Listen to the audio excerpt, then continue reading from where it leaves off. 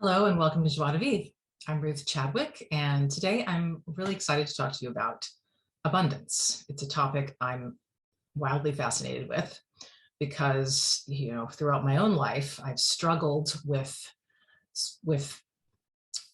financial stability. I've struggled with feeling like I have abundance, like living in a state of scarcity a lot of times. And I personally have gotten to a place where I live in a complete abundance, I would say. Doesn't mean don't have moments where I'm in scarcity, because I think that's normal. But I've learned a lot on my journey around this topic. And that's why I want to share some of that with you today. One thing I'd like to say is in the capitalistic US, if that's where you happen to live, or if you live in a country that subscribes to capitalism in any of its forms, or business models that have come out of capitalism, capitalism is based on a scarcity mindset. The whole premise of it is that there's a finite amount of resources. We need greed and competition to keep people, moving forward. But the idea being, like, if you don't, scramble and bootstrap it, you're going to have nothing. So there's a lot of fear underneath that for people. People spend a lot of time in survival mode. And the problem, of course, with that, and there's many problems with it, but one is that no matter how much material wealth a person has, it often still doesn't feel like enough in this situation, in this setup. If the setup is scarcity, then you never actually feel secure, because you're still afraid that so-and-so is going to outdo you, outrun you, and get more of the resources, or B, someone's going to take it away from you. You're going to lose it all. So there's never a sense of just things being okay. And especially if you're ever finding yourself in a place of financial struggle, it can be even harder to imagine that you could ever be or feel abundant. So what I want to say is, it's important to know that we've sort of been programmed to live in scarcity. But that is just a worldview, meaning it's not the truth. It is simply a set of beliefs and ideas that we've been fed that keep us in a state of insecurity and discomfort. The thing about abundance is that it has nothing to do with material wealth. Now, you might have very little in the way of material wealth, as we might think of it in the Western US, and be abundant and have complete abundance. Likewise, you might be a billionaire and never experience abundance, because you're stuck in that scarcity mindset of always needing more and more and more, and needing control and to hold on to it. My point being that abundance is a state of mind. It is not attached to wealth, material wealth. Now, of course, when people enter in this conversation, a lot of what they're wanting is material wealth. And there's absolutely nothing wrong with that.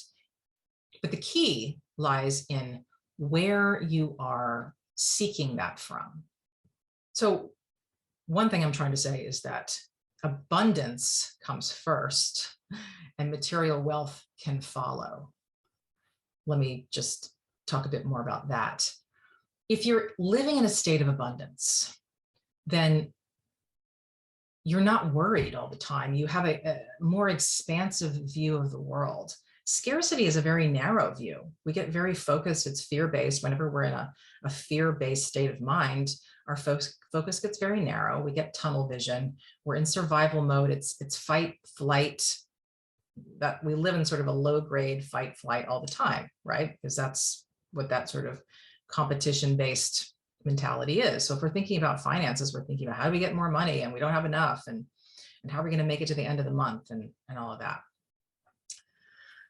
If we're living in a state of abundance, then we are aware that we have plenty, no matter what the bank account says. We're aware that we have plenty, that we're taken care of by life, that we're going to be okay, and that we can trust in life. So abundance is a trust in life. It's an ability to see the resources that you have rather than dismiss them or feel like they're not enough.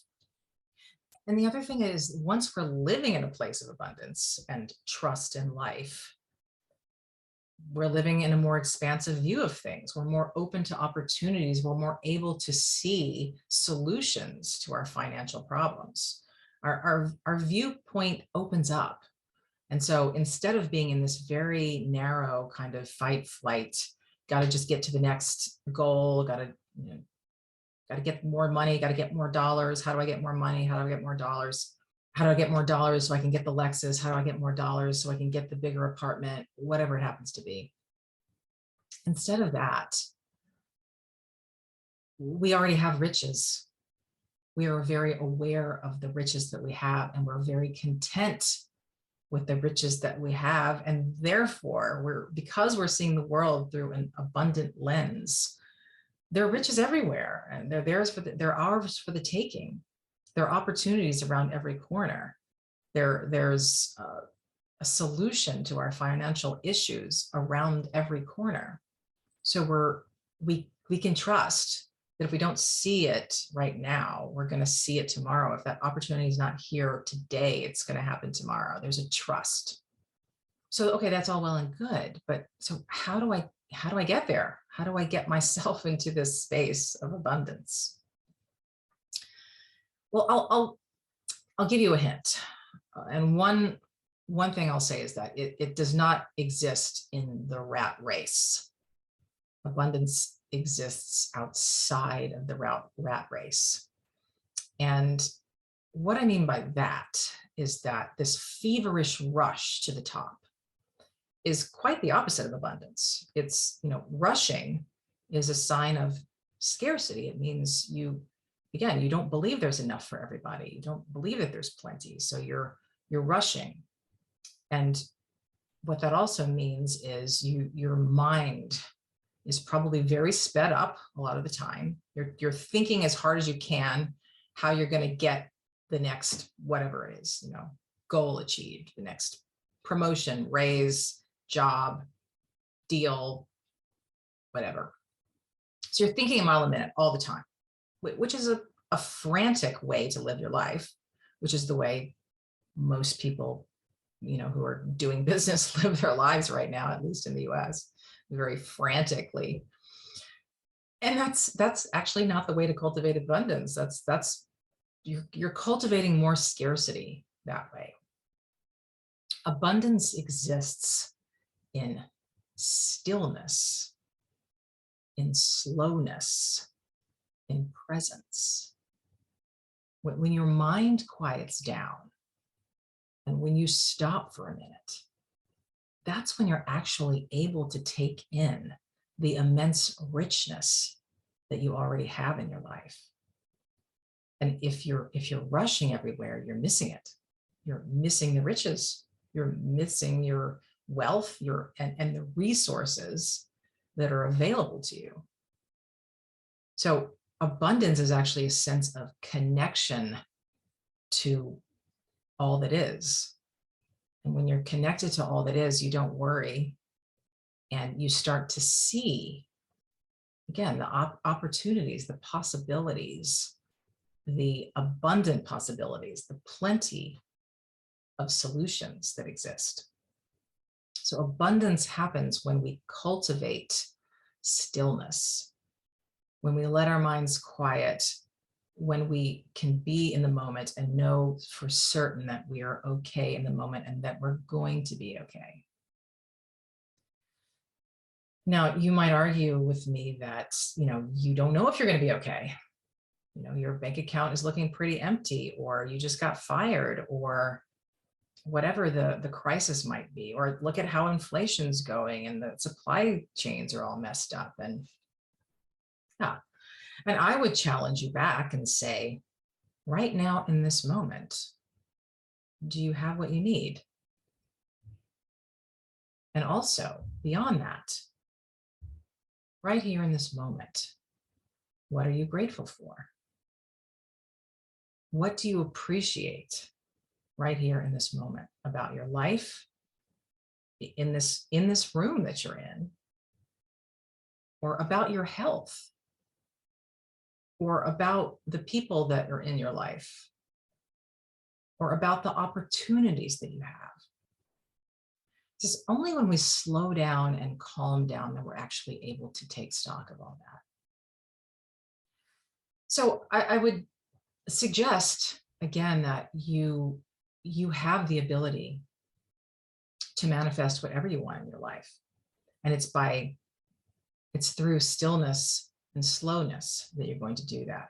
Now, there may be times when you need to, get things in gear and go attack a project. Okay. But even then, we tend to want to apply more speed and energy to things than oftentimes we need to. And I'll talk more about it in another video, but it's just something it goes back to the trusting in life, letting life unfold, letting things come to you versus you having to control every step of the way. So I'll stop there for today. I could talk for hours on this. And in fact, I think I'm going to put together a little workshop on it because I think it's such a big thing, especially in the West, the economic lens that we see things through.